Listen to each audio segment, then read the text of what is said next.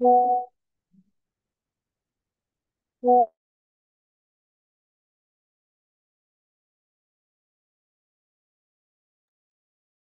Bapak Ibu, Alhamdulillah Ibu Nina sudah bersama kita. Kita mulai saja. Bismillahirrahmanirrahim. Assalamualaikum warahmatullahi wabarakatuh. Waalaikumsalam. Waalaikumsalam warahmatullahi wabarakatuh. Alhamdulillahirabbil alamin. Alhamdulillahillazi arsala rasulahu bil huda wa dinil haq liyuzhirahu 'ala dini kulli wa kafa billahi syahida. Asyhadu an la ilaha illallah wahdahu la syarika lah wa asyhadu anna Muhammadan abduhu wa rasuluhu la nabiyya ba'dah. Allahumma shalli ala sayyidina Muhammad wa ala alihi wa sahbihi wa man tabi'ahum bi ihsani ila yaumiddin. Alhamdulillah kita panjatkan puji dan syukur kehadirat Allah Subhanahu wa taala atas kudroh dan irodahnya kita bisa berkumpul di malam ini di media Zoom yang kita gunakan malam ini. Mudah-mudahan tidak mengurangi kekhususan kita untuk bisa bersilaturahim dan bisa bertukar ilmu dan pemikiran nanti yang insya Allah akan didampingi oleh guru kita semua, Ibu Nina, yang alhamdulillah pada hari ini sudah hadir bersama kita di media Zoom ini. Salam dan salam semua tetap tercurah ke junjungan kita semua, panutan kita semua, baginda Nabi besar Muhammad Sallallahu Alaihi Wasallam, dan keluarganya, para sahabat, tabiin, tabiut tabiin, dan kepada seluruh umat hingga akhir zaman. Tak lupa kita mohon kepada Allah agar Allah mampukan kita untuk bisa terus berusaha pada beliau sehingga apapun yang kita lakukan ada dalam ridha Allah Subhanahu Wa Taala. Bapak semua, kita buka dulu kegiatan malam ini dengan bacaan ta'awudz dan basmalah bersama-sama. A'udzubillahiminasyaitonirrajim. Bismillahirrahmanirrahim. Untuk selanjutnya kepada Ibu Nina, saya persilahkan.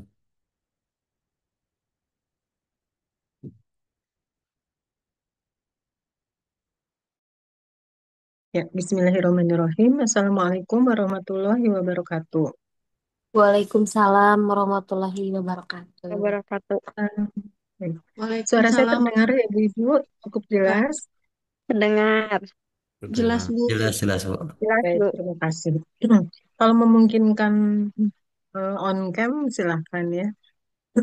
Baik, sebelumnya silakan Pak Andri kita apa, mulai presentasinya pemaparan hasil asesmen RA dan MI ya Abdurrahman yang dilakukan awal Juli ya Pak Andri ya kalau nggak salah ya.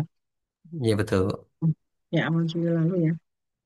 Baik, ya Alhamdulillah Bapak dan Ibu terima kasih sebelumnya atas kehadiran dalam acara pemaparan hari ini. Alhamdulillah ini menunjukkan apa ya perhatian Bapak dan Ibu terhadap perkembangan dan semangat untuk lebih baik lagi ya. Dan ini juga pelaksanaan asesmen ini dari Abdurrahman ini merupakan salah satu upaya dari Abdurrahman untuk meningkatkan pelayanan pada orang tua, pada siswa dalam memfasilitasi siswa untuk tumbuh kembang, meningkatkan potensi yang dimilikinya. Ya, karenanya apa asesmen ini dilakukan untuk mengetahui perkembangan awal ketika anak masuk ke Abdurrahman. Kondisinya sudah seperti apa gitu ya. Dan ini merupakan hasil olahan pada saat di rumah gitu ya. Kemudian kita potret. Nah, hasil atau apa yang sudah dilakukan ini seperti apa gitu ya, berdasarkan penilaian secara psikologis itu. Ya, baik lanjut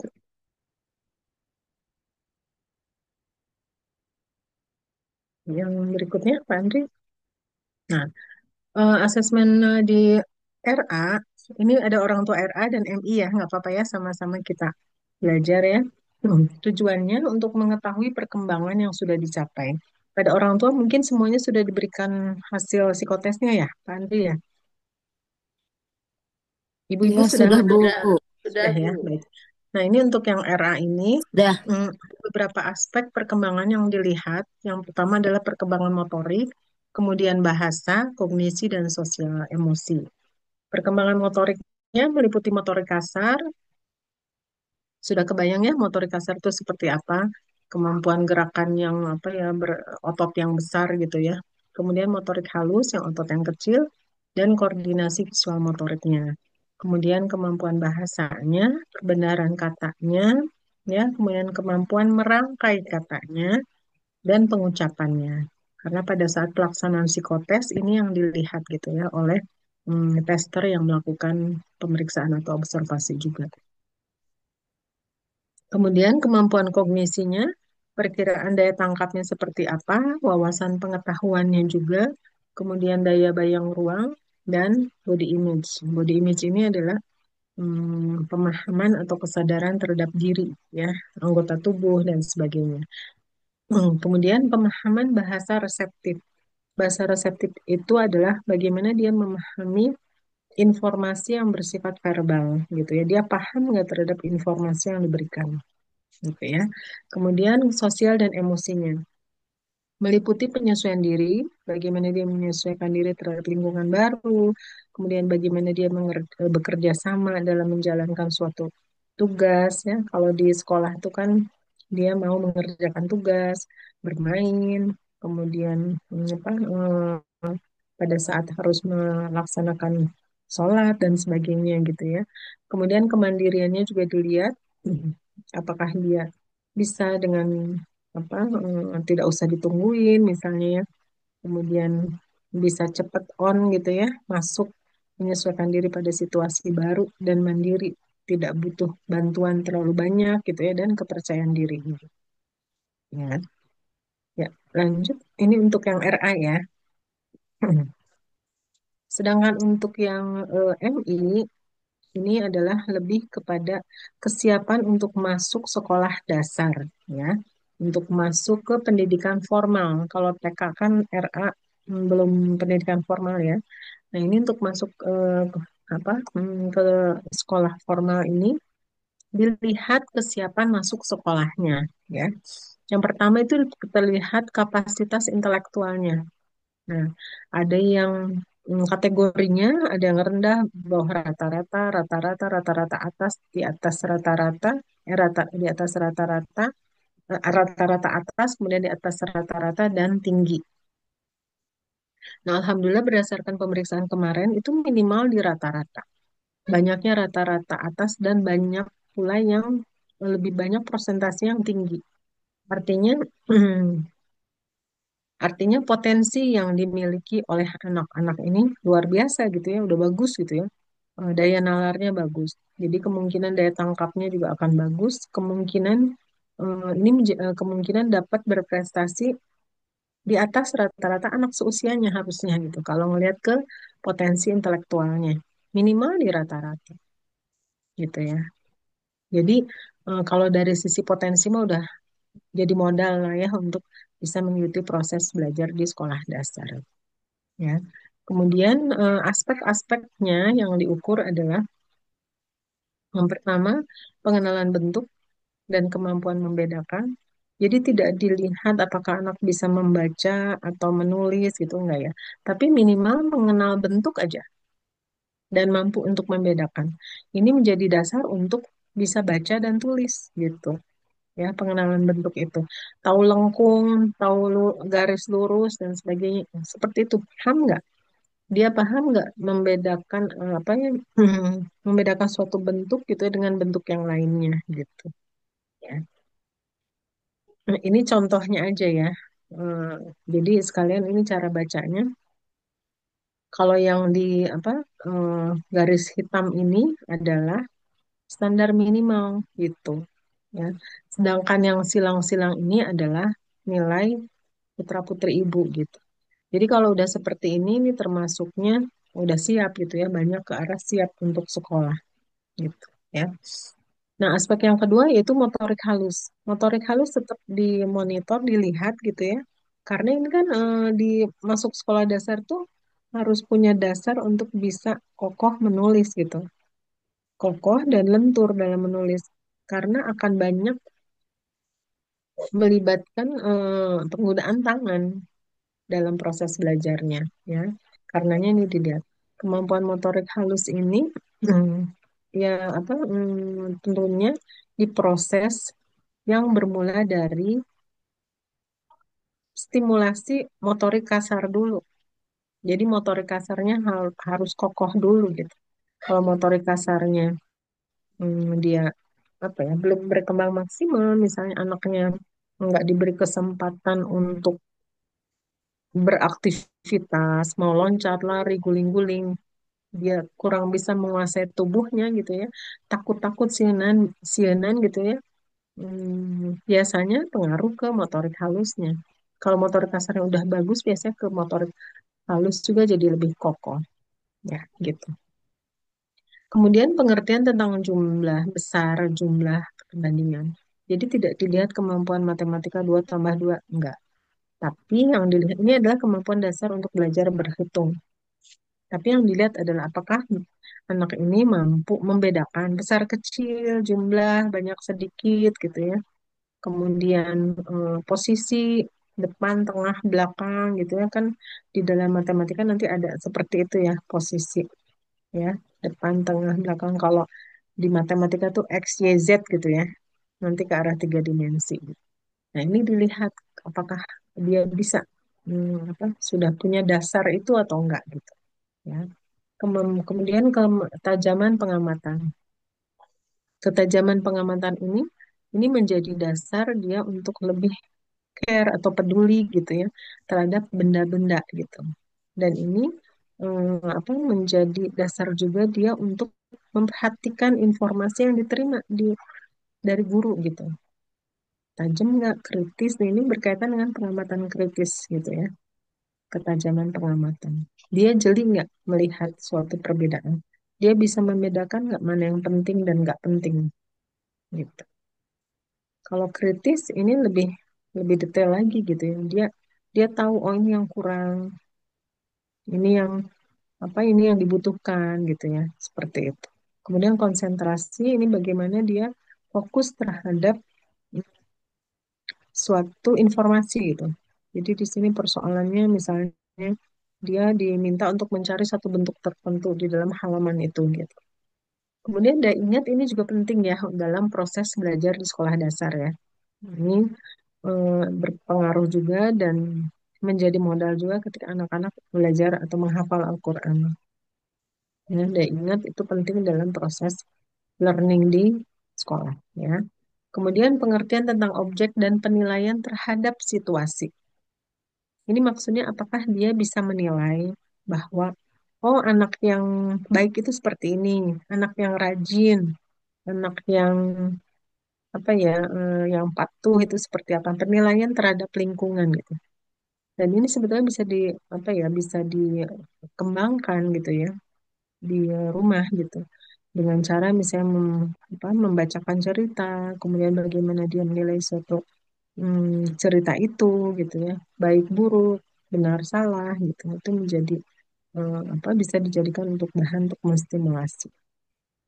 Dan ini menjadi dasar dia dalam bersosialisasi di sekolah gitu ya, bersama teman-temannya. Kemudian pemahaman cerita.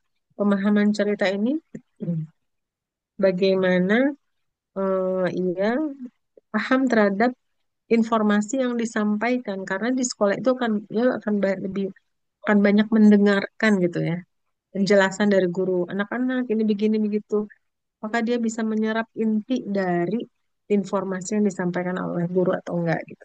Intinya apa sih, kan tidak semua informasi semuanya harus diingat gitu kan, tapi yang inti-intinya. Nah, ini maka dia bisa punya dasar nggak untuk itu ya.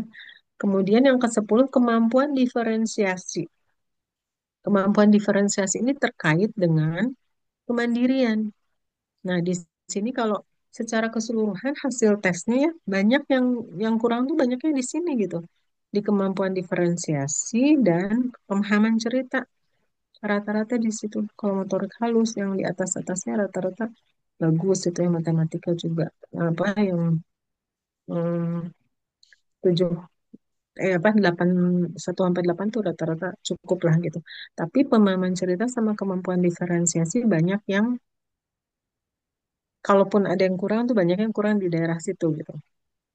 Nah, kemampuan diferensiasi, kemandirian ini terkait dengan bagaimana kita memberi kesempatan pada anak untuk mandiri dengan bimbingan gitu ya dalam melakukan kegiatan kebebasan untuk pakai baju sendiri, memilih sendiri gitu ya.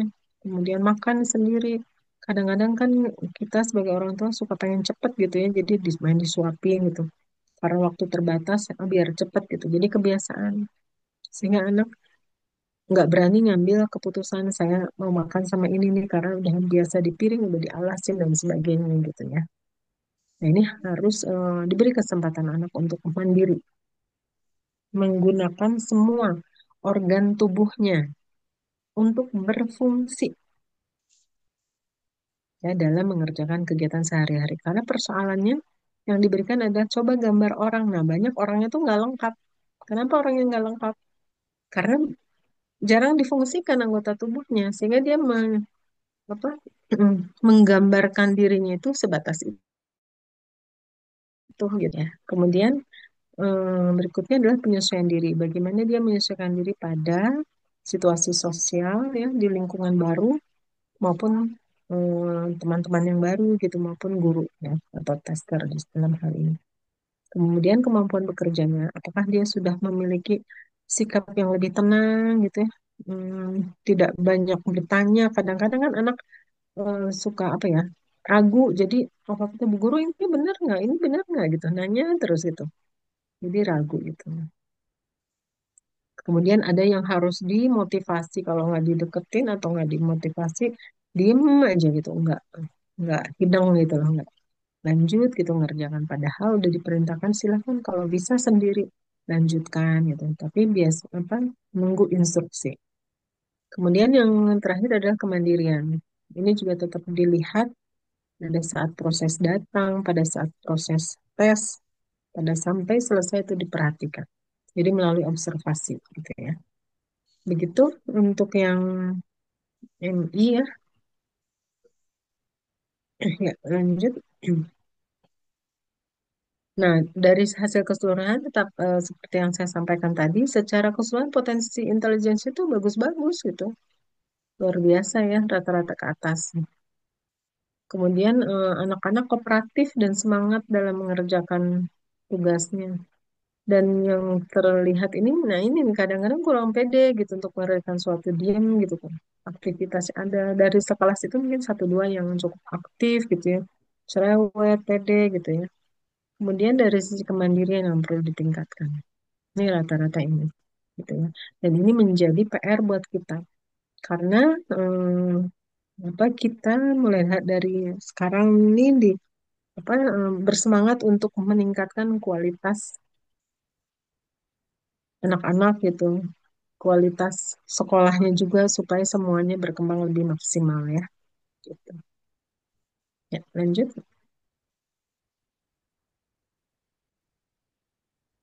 Nah, bagaimana sih cara menstimulasinya? Sebetulnya untuk menstimulasi perkembangan apa, aspek-aspek perkembangan yang dimiliki anak saat ini dan yang sudah tergambar itu seperti itu gitu kondisi pada saat anak akan masuk ke Abdurrahman seperti itu. Menstimulasi itu sebenarnya sederhana. Yang pertama, berikan kesempatan mandiri dalam mengerjakan kegiatan sehari-hari. Mandi, makan, kemudian apa melipat selimut lah, diberi tanggung jawab membereskan bekas makan, menaruh piring, hal-hal yang seperti itu. Gitu. Dan sabar dalam memprosesnya gitu. Kadang-kadang kan apa ya, itu ngabisin waktu misalnya untuk memberi kesempatan mereka mandiri itu ngabisin waktu, terus kita ambil alih gitu biar cepat. Ya karena kondisi gitu ya, dimana semua harus serba cepat. Apa, usahakan beri kesempatan walaupun itu memang memakan waktu gitu ya. Kemudian yang kedua, selalu mengajak berkomunikasi. Ini dirutinkan sampai usia berapapun gitu. Apalagi di usia dasar gitu. 5 tahun pertama, kemudian usia SD gitu. Bahkan remaja, walaupun remaja beda ya pola komunikasinya sebagai teman dan seterusnya. Mengajak berkomunikasi dan menanggapi pembicaraan ini adalah hal yang penting untuk anak. Pertama, kemampuan berkomunikasinya terasah. Kemudian kemampuan analisa sintesa terasah. Karena dia akan berpikir sebelum ngomong, sebelum bicara itu. Dia akan mengambil informasi-informasi, disambung-sambungin, di situ ada analisanya. Kemudian secara emosi kan menurun apa ya emosionalitasnya gitu. Kenapa? Karena dia sudah bisa mengungkapkan, menyampaikan kemarahan atau emosinya dalam bentuk bicara. Karenanya ajak komunikasi dan tanggapi, dengarkan apa yang dia sampaikan. Kemudian dari situ kita juga bisa menstimulasinya untuk memiliki pengetahuan informasi lebih lagi tentang dengan komunikasi itu tantang untuk lebih lagi yuk kita cari yuk yang itu tuh apa ya maksudnya gitu seperti itu. Ya memang perlu salse ya, perlu apa namanya tenang gitu ya memprosesnya gitu.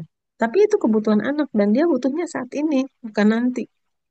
Sekarang butuhnya, butuh diperhatikannya tuh sekarang. Jadi jangan sampai terlewatkan kesempatan itu. Dan nanti akan terbiasa dia terbuka sama kita, dekat sama kita. Kalau ada masalah pada kita duluan, gitu ya. Kemudian yang ketiga, memberikan kesempatan untuk mengembangkan kemampuan motorik halus dan motorik kasarnya. Mengolah tubuh sampai dia percaya diri untuk bergerak apapun gitu. Loncat, guling-guling. Saya pernah waktu ke Papua itu ya, itu anak-anak teh, wah guling-guling sampai koprol gitu di jalan teh, mending guletek-guletek gitu. Mending ahli pisan gitu. Dia sudah menguasai tubuhnya gitu sampai ya kita nggak usah sampai segitunya itu, tapi beri kesempatan berlari, meloncat dan sebagainya. Karena itu akan membuat dia lebih percaya diri juga ya. Dan akan membantu kemampuan motorik halusnya. Kalau motorik kasarnya sudah kokoh, dia akan lebih mudah gitu ya. Tinggal diperhalus dengan latihan. Latihannya apa sih untuk motorik halus? Ya, berkegiatan sehari-hari, boleh menyuci beras, boleh melipat, boleh menyapu dan sebagainya. Atau kegiatan yang terstruktur, misalnya menulis, mewarnai, menggunting dan sebagainya. Kemudian membiasakan membaca dan menceritakan kembali isi bacaan. Jadi tanya lagi. Namun kita harus siap dengan begitu dia akan ketagihan untuk dibacain. Ya nggak apa-apa. Dan ini waktunya gitu. Nanti kalau dia udah bisa baca sendiri, dia akan terus akan membaca sendiri gitu. Ya. Dan kemudian menstimulasi kemampuan berhitung dan menggunakannya dalam keseharian. Jadi sehari-hari aja misalnya kita siapin sendok berapa, piring berapa, habis itu dipakai berapa, yang belum dipakai berapa, ini sehari-hari. Ya, kemudian memberi contoh dalam beribadah. Dan bagaimana kita mencintai Allah, mencintai Al-Quran, Rasulullah, itu beri contoh. Itu yang paling penting karena ini yang menjadi dasar dalam mengembangkan fitrah keagamaannya. Jadi nanti insya Allah tidak akan sulit dalam mengingatkan anak untuk sholat karena yang dibangun pertama itu rasa cinta dulu dan itu melalui contoh. Jadi kita juga ketika azan sigap oh, menghadap Allah seperti itu. Kemudian memberi contoh dalam menyikapi masalah. Kita mengontrol emosi kita, ketenangan dalam bersikap, tidak rentan, tidak mudah terpancing gitu. Itu anak akan melihat gitu, seperti itu. Ya, ya lanjut. Nah, ini saya apa ingatkan kembali kita kembangkan 8 fitrah dalam diri anak gitu ya.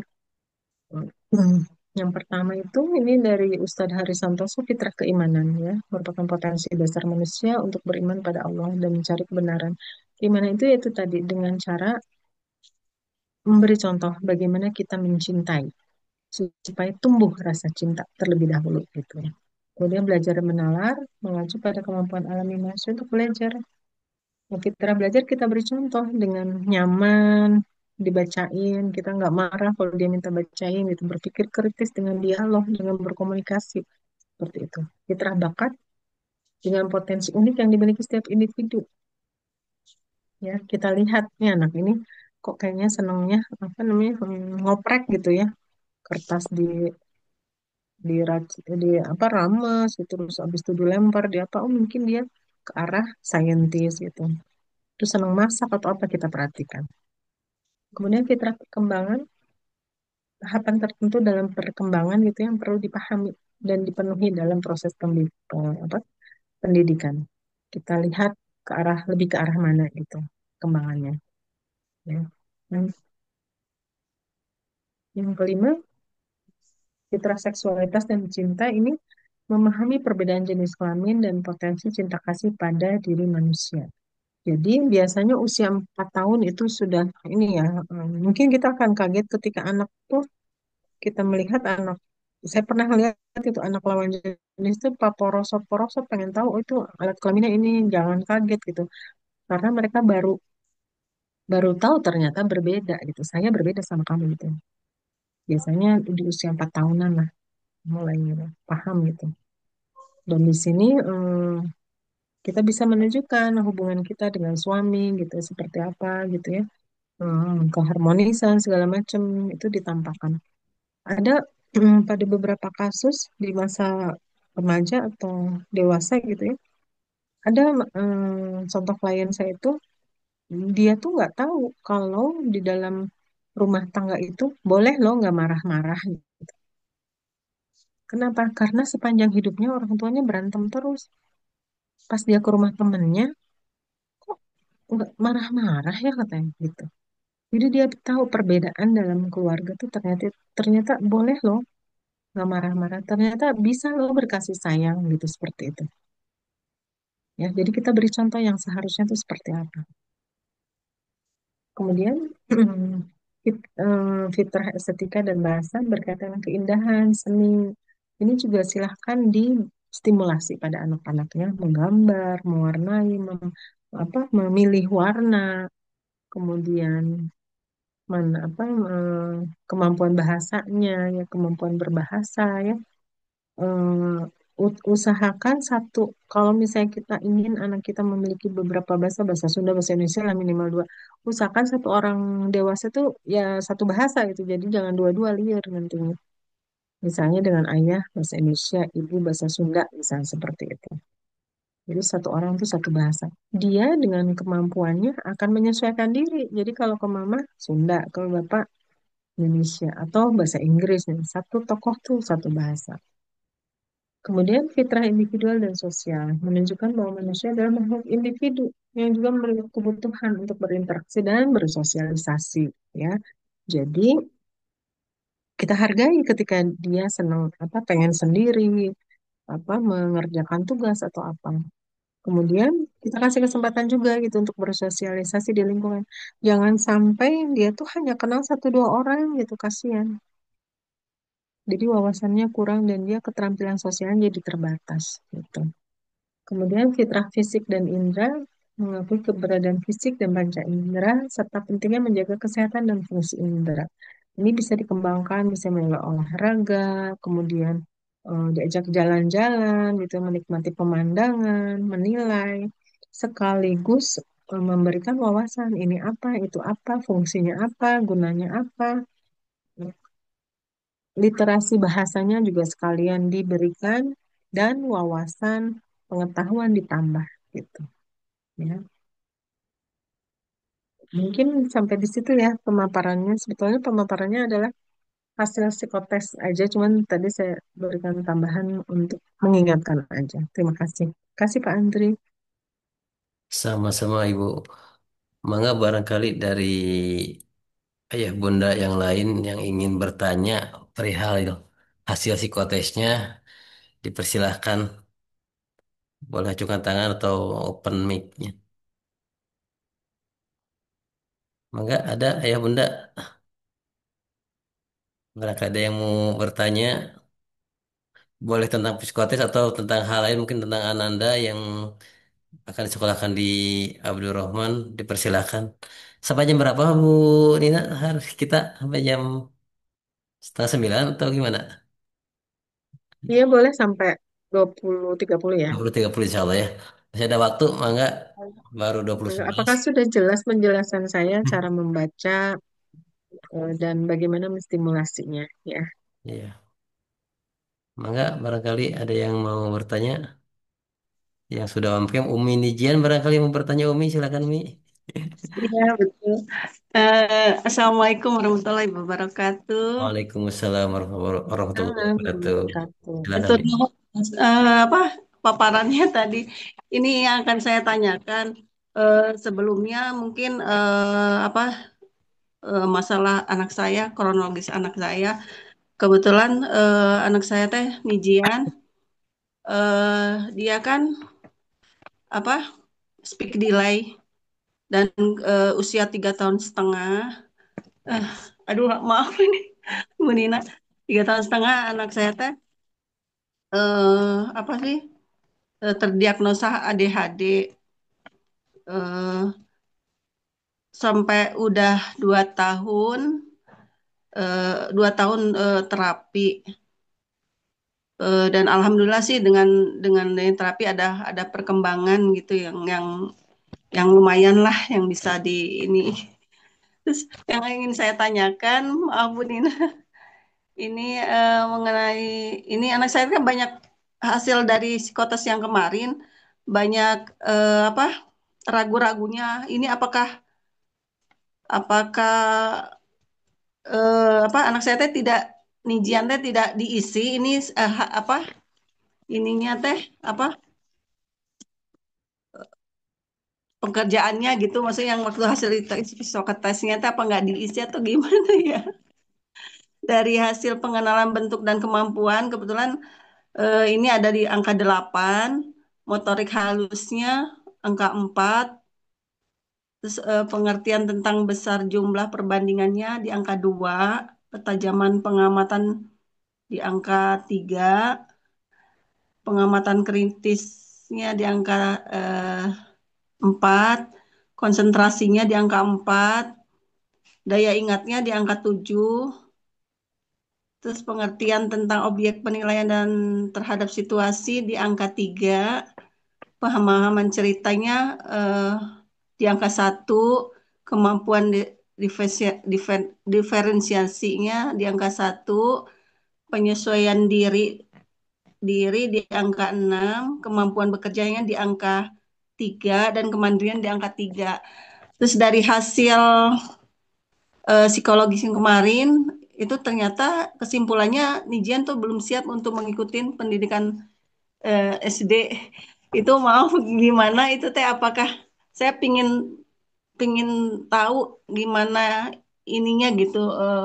Maaf Bu Nina, belum ngerti gitu. Maksudnya apakah anak saya teh siap nggak dalam hal ini ya gitu. Itu mau Ya, itu aja ya, mungkin. apa Ibu? Ya, mangga, mangga. Terima kasih. Silakan Bu Dina barangkali langsung saja. Terima kasih. Satu-satu aja Bu, langsung mungkin langsung dibahas aja dulu Bu ya. Ada yang dari Ya, Minijan. baru saya cek hasilnya. Boleh, boleh. Orang.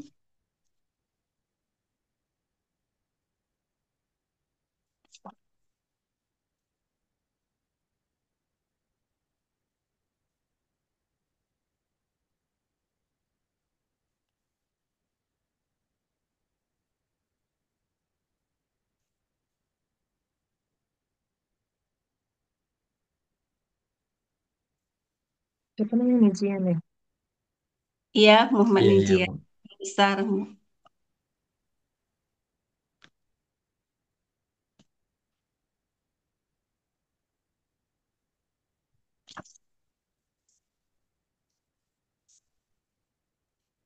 Ya, kalau secara keseluruhan untuk bisa apa, mengikuti pendidikan formal di SD, memang Nijian ini masih belum siap ya Bu ya. Jadi Iya. kalau saran saya memang lebih baik dilakukan pemeriksaan lebih lanjut pada psikolog gitu untuk menentukan stimulasi sebelum bisa masuk ke SD. Jadi dibuat program untuk setahun ini seperti apa untuk apa untuk pengujian gitu. Mhm. Supaya nanti ketika masuk SD dia lebih siap gitu untuk mengikuti apa proses pendidikannya gitu di sekolahnya nanti gitu. Karena kalau misalnya dipaksakan, kasihan dianya gitu. Karena yang Iya. pertama awareness terhadap dirinya masih kurang. Mungkin ada ADHD dan speech delay itu ya Bu ya yang mengganggu. perkembangannya. Mungkin nanti perlu diatasi dulu yang ADHD dengan yang speech delay-nya supaya siap gitu. Karena di SD itu kan anak-anaknya apa ya tidak seperti di TK. Mereka tidak akan apa ya tidak untuk harus lebih mandiri gitu. Untuk bantuan dari orang lain tuh kan mereka udah harus sendiri gitu. Sementara ini nanti takutnya kan dia butuh banyak bantuan dan itu membuat Nezian ini secara mental kan apa nih ya namanya jadi kurang Mm-mm. percaya diri jadi ke perkembangan apa secara mentalnya juga kasihan gitu yang lain udah ini dia masih belum karenanya lebih baik gitu ya dibuat program untuk pengembangan diri terlebih dahulu selama setahun ini sebelum bisa masuk ke TK untuk misalnya apa speech delay-nya nanti dibikin programnya gitu kemudian untuk ADHD-nya gitu ya jadi sebaiknya memang dilakukan pemeriksaan lanjutan ibu supaya lebih terarah gitu karena kan kita mah sebatas usaha ya Bu ya. Seperti Ibu kan Iya. sudah melakukan terapi dan sebagainya. Alhamdulillah ada kemajuan gitu ya. Nah nanti kita lihat lagi, diperiksa lebih detail lagi gitu sih. Dan nanti dibuat program untuk setahun untuk peningkatan yang ketangkap ini kan spesial dan ADHD-nya Bu ya. Itu yang mungkin menghambat proses belajar gitu. Ini yang Iya. diperbaiki terlebih dahulu gitu supaya siap gitu. Oh iya. Ya, kebetulan gini Bu Nina, sebenarnya Nijian tuh udah mengenal sih huruf-huruf dari A sampai Z, baik itu kecil maupun besar. Membaca juga udah bisa terbata-bata walaupun cuma beberapa kata.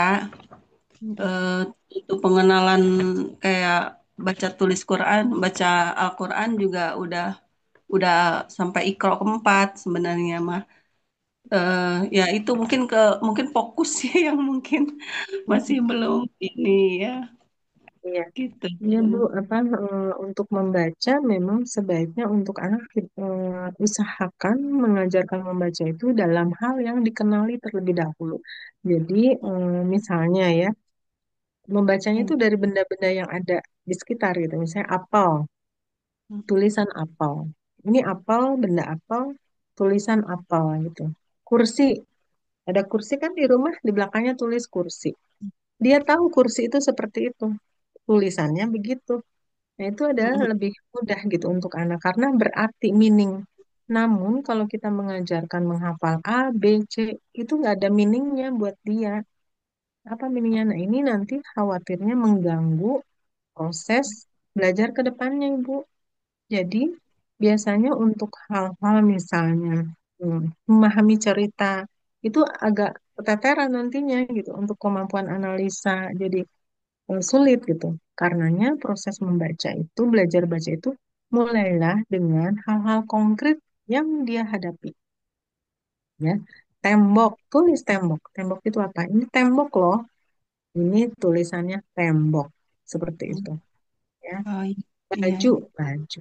Jadi eh, tidak memberikan A, B, C, D, E gitu. Seperti kita misalnya membaca huruf-huruf yang berantakan ketimbang kita membaca huruf rumah. Itu kan lebih mudah dikenal ya, rumah.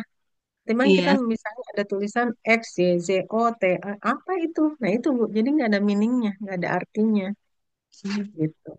Jadi oh perlu memasukkan informasi ke dalam laci-laci otak itu secara terstruktur gitu.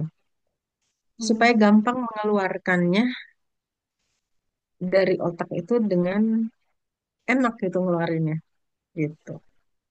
Jadi kalau masukin kalau menurut kita ABCD itu terstruktur karena kita udah tahu. Tapi buat anak kan nggak tahu apa-apa. Apa A itu B itu apa gitu. Karenanya usahakan tempelkan ke benda yang ada sehari-hari. Boleh mengajarkan baca, tapi dengan nempelin tuh Bu. Pintu, hmm, tulis pintu. Jendela, tulis jendela. Jadi tahu, oh oh jendela tuh yang kayak gitu loh. Gorden tuh yang itu gitu. iya. Ya. Ya, itu sehari-hari ya Bu ya. Hmm. Ya, terima kasih Bu, Pak Andri, terima kasih. Enggak, enggak. Sama-sama Ibu. Assalamualaikum Eh, warahmatullahi wabarakatuh. Waalaikumsalam Waalaikumsalam warahmatullahi warahmatullahi wabarakatuh. Maka silakan barangkali dari ayah bunda yang lain ada yang bertanyakan. Bunda Arkan, Iya, ada. silakan silakan. Assalamualaikum warahmatullahi wabarakatuh. Waalaikumsalam warahmatullahi wabarakatuh. Waalaikumsalam warahmatullahi Ya, wabarakatuh. selamat malam Bu Nina. Yang ingin saya Malam. tanyakan adalah hasil dari psikotes anak saya. Alhamdulillah dari inteligensinya itu ada dinilai apa ya? Tinggi, termasuk nilai yang tinggi. Nah, untuk nilai tinggi ini kategorinya apakah termasuk di atas rata-rata atau superior kategorinya? Itu satu. Yang kedua, yang ingin saya tanyakan adalah hasil dari tes ini akan ada di nilai satu itu tentang kemampuan diferensiasinya. Nah, untuk kemampuan diferensiasinya ini untuk detailnya seperti apa ya, Bu? Mungkin itu saja yang saya tanyakan. Terima Ya, kasih, ya. Bu. Ya, Assalamualaikum warahmatullahi wabarakatuh. Waalaikumsalam warahmatullahi Waalaikumsalam wabarakatuh. warahmatullahi Maka wabarakatuh. Bu Nina langsung aja. Alhamdulillah. Ya. Untuk kategori IQ itu mulai dari apa rendah, di bawah rata-rata, rata-rata, di atas rata-rata, dan tinggi. Jadi paling itu memang tinggi atau superior gitu ya. Hmm. Jadi memang ini potensi atau wadahnya tuh udah besar gitu. Jadi dia insya Allah bisa menampung informasi apapun stimulasi yang kita berikan. Jadi Hmm. udah merupakan apa ya, potensi yang diberikan Allah yang perlu disyukuri dan ditindaklanjuti dengan stimulasi yang menyenangkan buat dia gitu. Hmm. Supaya suatu hal yang dilakukan yang menyenangkan itu kan mudah diserapnya gitu. Tapi Hmm. kalau diberikan dengan tekanan, harus begini, harus begitu, harus juara dan sebagainya, itu nggak nyaman buat dia nih. Hmm. Ya, jadi usahakan distimulasi dengan hal-hal yang menyenangkan, menyamankan, dan membuat dia termotivasi. Hmm. Gitu ya. Iya. Kemudian usahakan belajar itu adalah kebutuhan buat dia. Hmm. Kenapa kebutuhan? Karena kita bibita gitu apa ya? Dibibita, biar kabita itu. Biar kabita kalau baca ini jadi pengen lebih tahu lagi gitu lah. Ya, seperti itu. Kemudian yang kemampuan diferensiasi yang pertama ya. Yang mana sih yang ditanyakan tuh? Ya, yang kemampuan diferensiasi itu kan nilainya satu nih. Jadi, Oh iya iya iya ya, iya. iya betul. Nah, itu tadi tuh Bu yang Detailnya. berkaitan dengan kemandirian.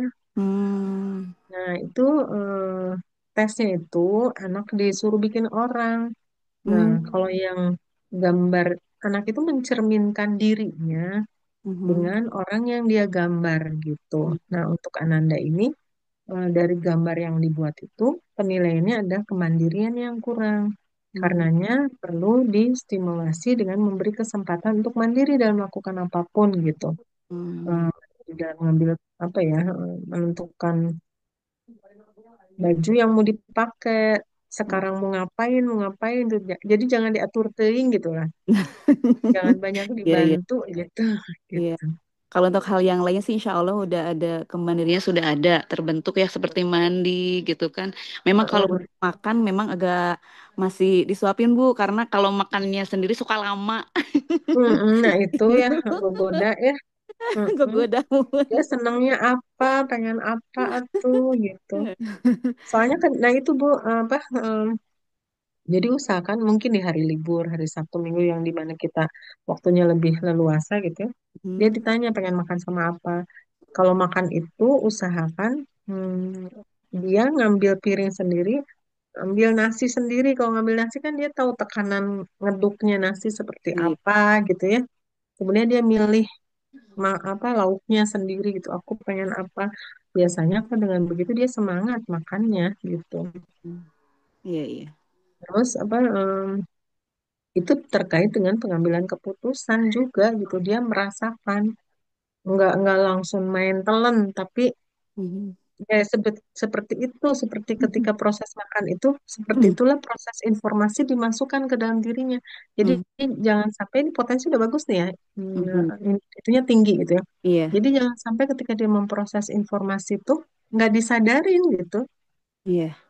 Jadi dia nggak aware terhadap informasi yang ada di lingkungan, karena Mhm. kan udah merem aja udah ada sendok masuk gitu, Iya, betul. Jadi gitu. lebih mandiri lagi ya Bu ya tekanannya seperti itu ya. Iya, Heeh. iya, Iya, dihayati gitu. iya, Apa-apa insya tuh Allah. dihayati supaya Iya. organ tubuhnya digunakan. Iya betul. Insya Allah. Gitu. Terima kasih Bu Nina untuk penjelasannya. Sami-sami, Bu. Ya. Sama Bunda Arka, terima kasih atas pertanyaannya. Mudah-mudahan menginspirasi yang lain juga ya. Dari pertanyaan satu bisa jadi inspirasi kepada bunda-bunda yang lain.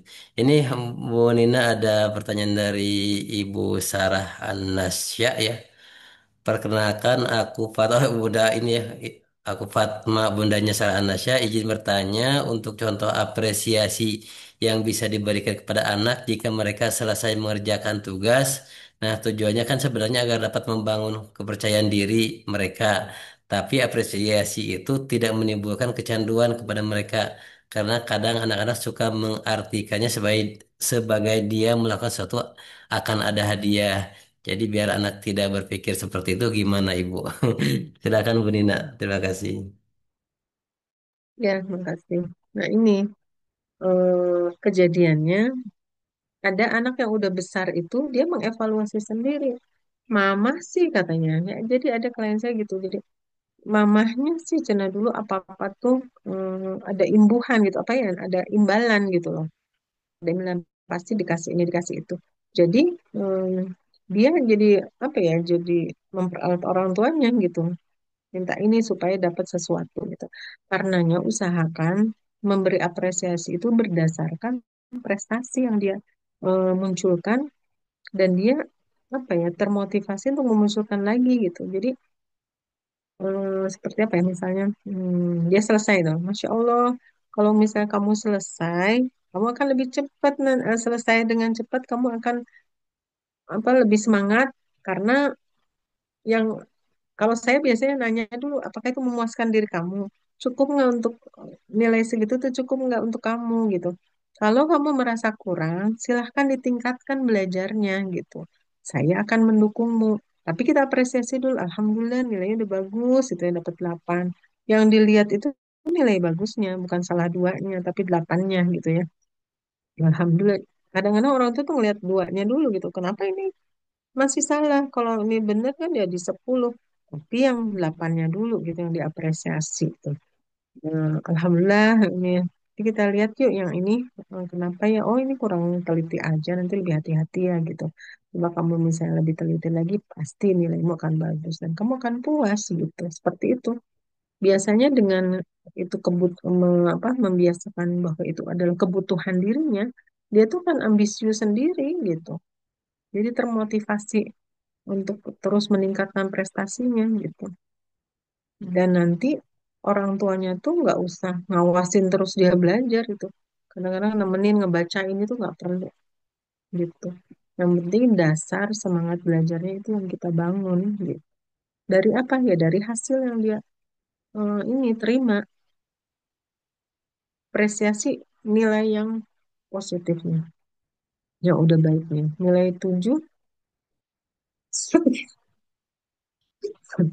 salah 3 atau 6 salah 4 lihat 6-nya dulu. Atau kalaupun benarnya 3 salah 7 lihat yang benarnya dulu. Ih, Masya Allah, anak bunda hebat. Ini udah benar loh 3. Cuy, kamu berarti udah paham tentang ini gitu. Nah, kamu seneng nggak? Mau nggak lebih bagus lagi? Yuk kita lihat yang ini kenapa ya? Oh, udah paham belum? Gitu sambil dikomunikasikan itu. Jadi kita tahu banget dalam proses berpikir anak itu apanya yang belum paham ya dia gitu. Kemudian cari cara supaya dia bisa memahami dengan lebih mudah. Mungkin dikonkretkan gitu, dijelaskannya. Gitu. Jadi usahakan tidak pakai benda-benda untuk mengapresiasi itu. Justru yang dibiasakan nanti ngebalik ke kitanya. Ya, tumbuhkan bahwa berprestasi itu adalah kebutuhan mereka, bukan orang tua gitu. Siap. Ya, mungkin ada pertanyaan keduanya dari mamanya Inara ya. Bagaimana cara meningkatkan kepercayaan diri pada anak supaya lebih pede? Kayaknya hampir sama yang barusan ya, Bu Nina ya. Ya, Iya, di samping apa memberi apresiasi, jangan terlalu banyak diatur iya. anak teh gitu. Kalau misalnya terlalu banyak diatur jadi takut salah. Ini baru kemarin tuh klien apa bukan iya apa mahasiswa di mana gitu ya. Dia seempat gadis anaknya teh, diprotek banget sama ayahnya, nggak boleh ini, nggak boleh itu. Sampai kuliahnya tuh nggak pede, mau ngapa-ngapain gemeter gitu, takut, Hmm. takut salah, takut ini. Nah ini apalagi masih kecil nih, jangan terlalu banyak diatur, jangan terlalu banyak diawasi. Abis ini itu ya, abis ini itu ya, terus dari pagi bangun tidur sampai tidur lagi, ditinggal dikonek gitu, kayak kita nggak ada kerjaan ngeliatin anak ngapain ya dia. Abis ini, abis ini itu tuh. Habis itu disalahin mulu gitu. Tuh kan salah, tuh kan salah. Jadi anak dikritik mulu. Ini mah belum tentu ibu melakukan itu ya Bu. Ini mah saya apa seperti itu gitu maksudnya.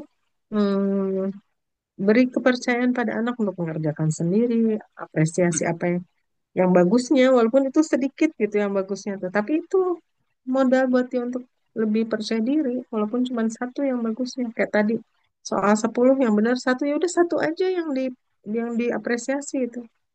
Kalau misalnya sembilannya yang dibahas gitu ya, kekurangannya, ya dia loyo dong. Kayak kita kan dari 10 hal gitu ya, kita kurangnya 4, yang bagus cuma satu. Abis itu kita dibahas empat, empat gitu. Kan kita jadi males. Loyo gitu ya. Gitu. Coba bahas yang bagusnya. Gitu. Insya Allah akan lebih pede. Ya, ya. Terima kasih Bu Rina. Memandirikan anak juga itu termasuk menjadi jalan dia untuk lebih percaya diri. Ya, ya. Ya. Untuk berikutnya, Bu Nina waktu kemarin tugas untuk yang mau ke kelompok B sama dengan tugas yang mau ke MI. Jadi yang mau ke kelompok B, beberapa anak cukup kesulitan dalam mengerjakannya. Mangga Bu Nina. Ya. Yang mau ke kelompok B, baik. Yang Yang mau kelompok B ke sama dengan kelompok B KE, ini, yang dengan MI gitu. Sama tugasnya gitu ya. ya, ya Iya. betul. Justru, justru Ibu itu dilihat sekarang nih modal pas mau masuk ke TKB itu seperti apa modalnya gitu. Nah, akhirnya udah dapet tuh potretnya seperti itu. Nah, sekarang kita akan proses selama setahun gitu.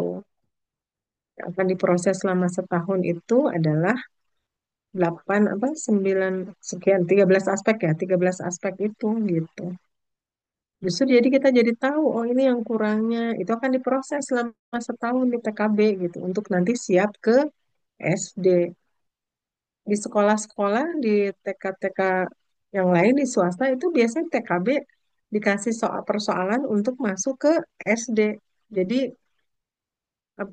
guru jadi tahu nih untuk TKB ini yang harus stimulasi si A, untuk si B yang ini yang fokusnya gitu.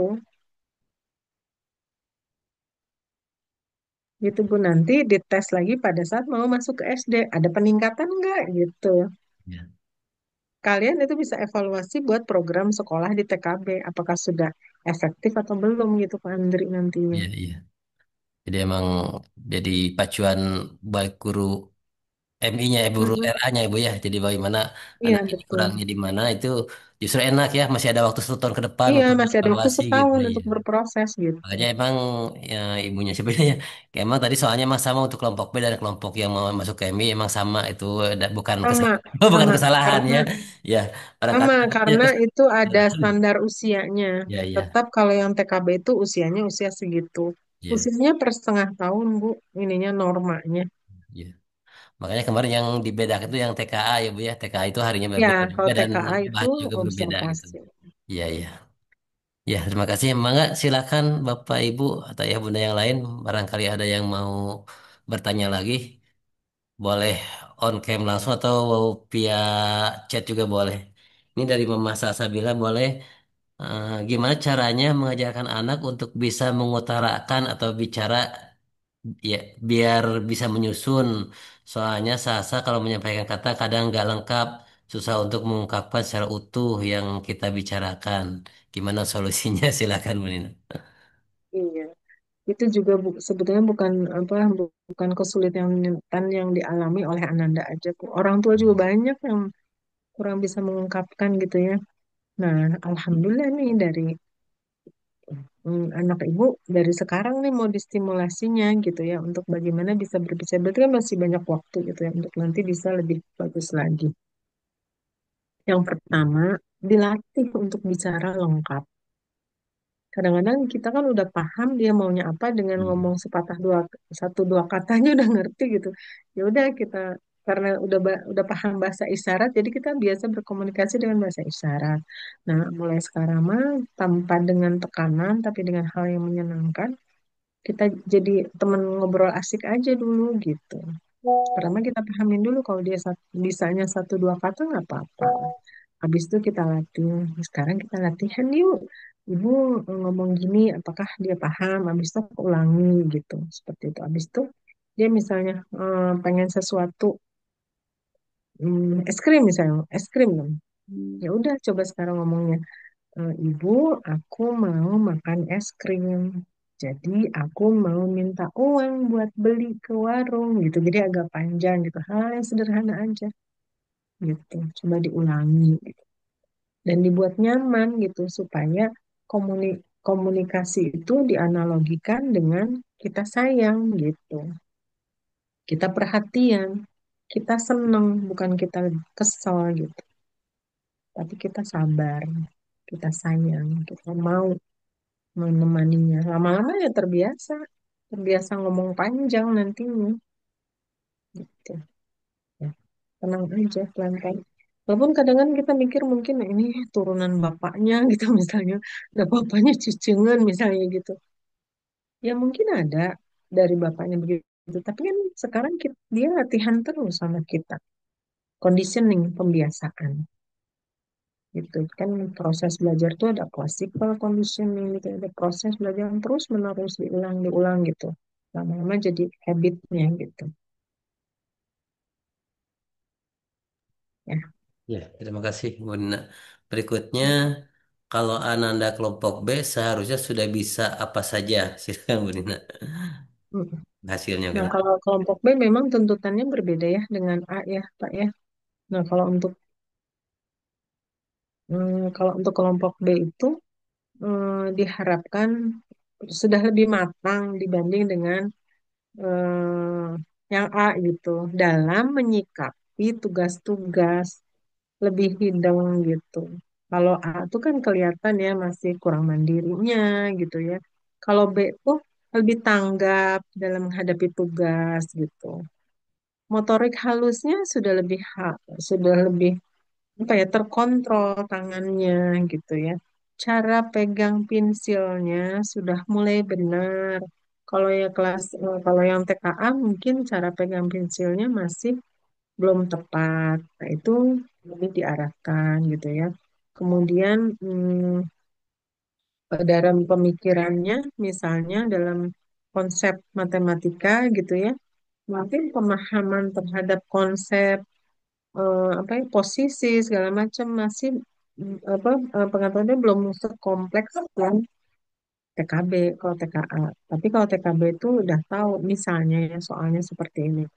Hmm, kalau kan misalnya mobil berjejer tuh, jendela kedua di mobil yang ketiga yang mana misalnya kayak gitu. Jam keempat itu yang mana? Nah, lebih paham posisi gitu seperti itu. Kemudian dalam bersosialisasi biasanya lebih percaya diri gitu. Mungkin dari sisi postur tubuh juga kan lebih besar. Dia lebih pede gitu. Dalam mengolah tubuh, dalam berinteraksi biasanya lebih percaya diri untuk kemampuan sosial. Karena biasanya pengertian terhadap situasinya lebih baik gitu ya dibanding A. Tapi memang di bawah yang SD gitu. Karena SD itu udah apa untuk masuk ke dunia formal. Kalau TKB tetap TK gitu, masih bermain caranya gitu. Ini bagus pertanyaannya. Ya, terima kasih, Bu. Ya, seperti itu. Berikutnya mungkin yang terakhir kali ya. Punten tentang aspek pengembangan di nomor 9 yang kemampuan pemahaman cerita itu bagaimana agar bisa meningkatkannya. Itu maka Ibu mungkin ini Mm, untuk pegangan buat Bapak Ibu guru juga ya yang di kelas mm, mm, mm. dasar mungkin. Silakan Bu. Di kelas Iya. satu. Nah, ini kan sering ya, kalau di sekolah kan banyaknya itu ya apa namanya penjelasan secara lisan ya. Nah, bagaimana supaya anak jadi terbiasa gitu ya menangkap inti-intinya. Kalau kita nyatet kan nggak semua harus catat gitu kalau udah nanti mahasiswa. Ini kan jadi dasar juga untuk bagaimana kita memasuki pendidikan yang lebih tinggi nantinya gitu ya. Mulai dari dasar-dasar sekarang, tahu yang penting atau yang nggak penting. Caranya kita kita ceritain mendongeng gitu. Kan anak belum bisa baca misalnya, nggak apa-apa dongengin aja buku cerita. Mama ceritain itu siapa sih? Yang mama ceritain siapa aja? Terus siapa lagi? Siapa apa dipancing untuk oh tadi kan tentang si ini. Terus ceritanya gimana tadi? Mulai runtut dari halaman pertama ceritanya apa gitu ya. Supaya dia paham secara keseluruhan, mendetail dan secara keseluruhan dan paham secara runtut jalan ceritanya gitu.